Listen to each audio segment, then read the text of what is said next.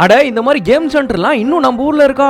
ஆமாங்க. இந்த விஷயம் கேள்விப்பட்டு நேரா மன்னார்குடி கிளம்பி போயிட்டேன். மன்னார்குடியில இருக்கிற இந்த சின்ன வீட்டுக்குள்ளதான் இந்த கேம் சென்டர் இப்போ வரைக்கும் நடந்துட்டு இருக்கு. அந்த வீட்டுல காலடி எடுத்து வச்சோனே சந்திரமுகி படத்துல வர மாதிரி இருக்கு. ஏதோ இந்த வீட்டுல இருக்குங்கிற மாதிரி நம்மள அப்படியே டைம் டிராவல் பண்ணி கூட்டிக்கிட்டு போய் சின்ன வயசுல விட்டுருச்சு.